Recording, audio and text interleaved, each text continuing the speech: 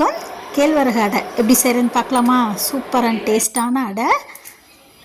அதுக்கு பாசிப்பருப்பு ஒரு 3/4 கப், கடலைப்பருப்பு ஒரு 3/4 கப் எடுத்து ஒரு 2 மணி நேரம் தண்ணியில் நல்லா கழுவிட்டு ஊற வச்சுக்கலாம். இப்போ மிக்சி ஜாரில் ஒரு 6 பல் பூண்டு, ஒரு 6-7 காஞ்ச மிளகாய், ஒரு ஸ்பூன் சோம்பு, இந்த கழுவி வச்ச பருப்பையும் சேர்த்து உப்பு சேர்த்து நல்லா கொரப்பாக அரைச்சிட்டு வந்துடலாம். நைஸாக அரைக்கக்கூடாது, நல்லா அடை மாவு பதத்துக்கு கொரப்பாக அரைச்சிக்கணும். இப்போ ஒரு 2 கப்பு, எந்த கப்பில் எடுத்தனோ அந்த பருப்பெல்லாம் அந்த கப்பில் 2 கப்பு கேழ்வரகு மாவு சேர்த்துக்கிட்டேன். 1 கப்பு வெங்காயம் அரிஞ்சு சேர்த்துக்கிட்டேன். 1 கப்பு கேரட்டு துருவி சேர்த்துக்கிட்டேன். இப்போ தேங்காய் திருவல் கொஞ்சம் சேர்த்துக்கலாம். முருங்கைக்கீரை ஒரு கைப்பிடி அளவு கழுவிட்டு அரிஞ்சு சேர்த்துருக்கேன். இப்போ எல்லாத்தையும் சேர்த்து நல்லா கலந்துக்கலாம். தேவையான அளவு தண்ணி ஊற்றி நல்லா அடை தட்டுற அளவுக்கு கலந்துக்கலாம்.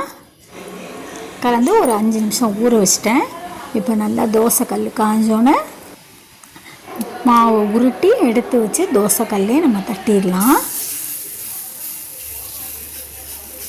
பாருங்க, உங்களுக்கு தேவையான அளவு எவ்வளோ பெருசோ அந்த அளவுக்கு தட்டி இருக்குங்க. இந்த அடை ரொம்ப ஹெல்த்தியாக, ஒன்று சாப்பிட்டாலே நல்லா ஃபுல்ஃபில் ஆகிறப்பல ஒன்றே போதும் நமக்கு. நைட்லலாம் சாப்பிட்டா நல்லா டேஸ்ட்டாக சூப்பராக இருக்கும். ஹெல்த்தாக பிள்ளைங்களுக்கு அடையாக செஞ்சு கொடுத்தோம்னா சாப்பிடுவாங்க. பாருங்கள், இப்போ திருப்பி போட்டேன். எவ்வளோ சாஃப்டாக இருக்கும், வேறு ரொம்ப ட்ரையாகவும் இருக்காது. பொதுவாக கேழ்வரகு மாவுலே செஞ்சால் ரொம்ப ட்ரையாக இருக்கும். இது இந்த பருப்பெல்லாம் சேர்த்துக்கனால நல்லா சாஃப்டாக இருக்கும்.